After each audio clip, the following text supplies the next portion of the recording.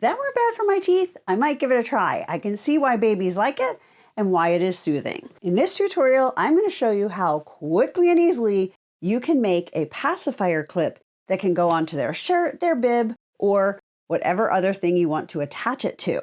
Now, I've done this before. I haven't done a video, but I did it on my blog, and I had made it with fusible fleece inside. If you follow me much, you know that is one of my favorite things, to put inside lots of things. So this one was made with fusible fleece.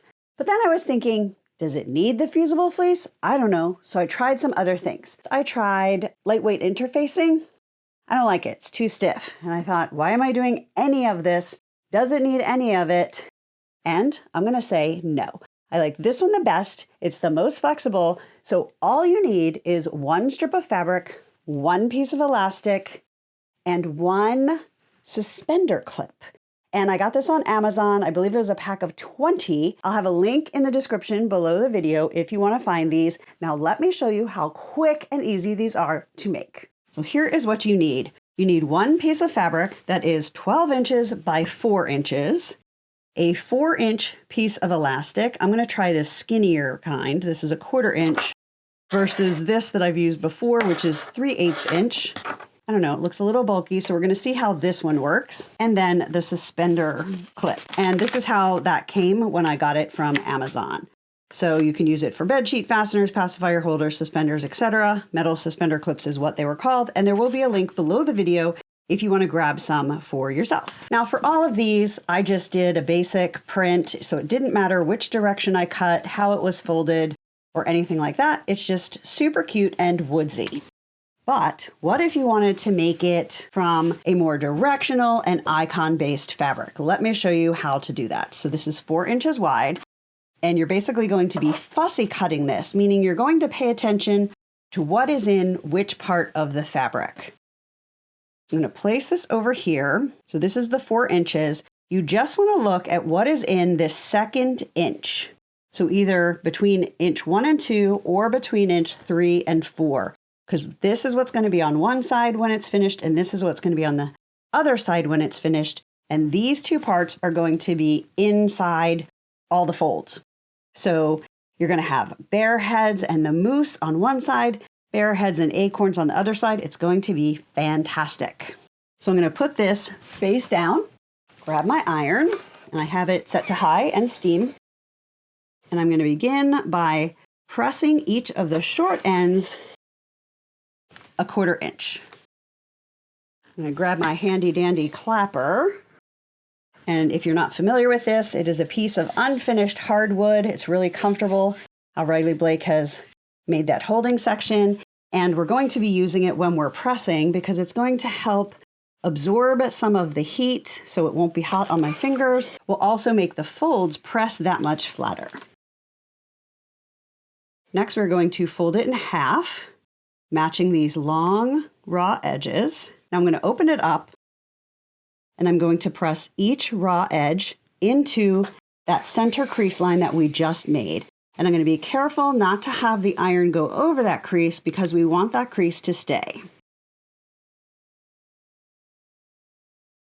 And so when I use my clapper, I'm staying to this side of that crease as well.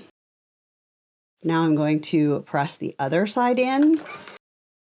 And then we're going to fold it on that first center crease and press. So you'll see one side is going to have that, and the other side is going to have the bear heads. I think I like this side the best. It's got more going on. So when we sew the clip on, I'm going to make sure that I sew it like this so that that overlap is on the back, the side that I don't like quite as much. But we'll get to that in a minute. Next, I'm going to take my elastic. I'm going to fold it in half. I'm going to open that up. I'm going to just put it in the center there, close that up, and I'm going to take a clip and clip that in place.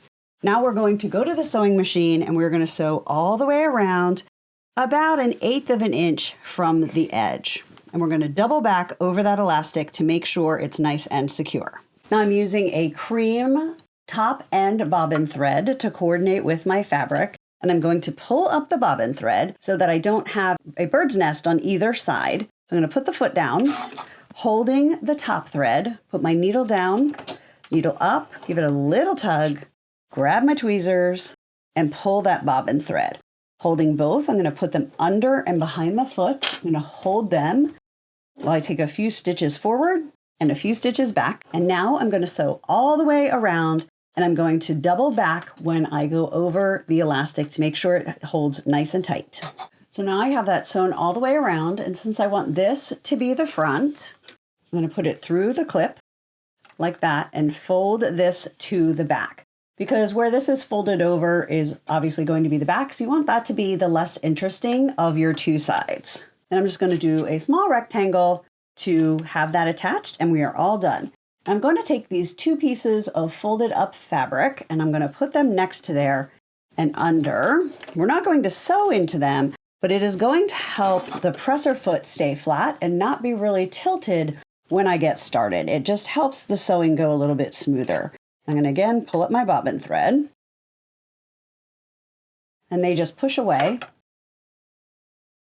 Be used again right now because now we have the back of the foot off the edge, and it's kind of thick, so I'm going to put it there to make everything stay pretty straight and level.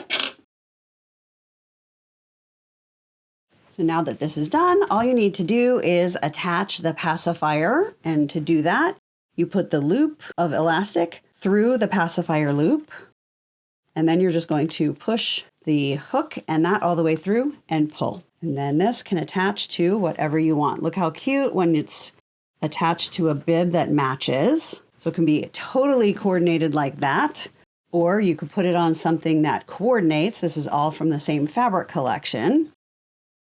Could do a whole set of them, but I think it's a great add-on as long as the child uses pacifiers that have this kind of a loop on the end of it.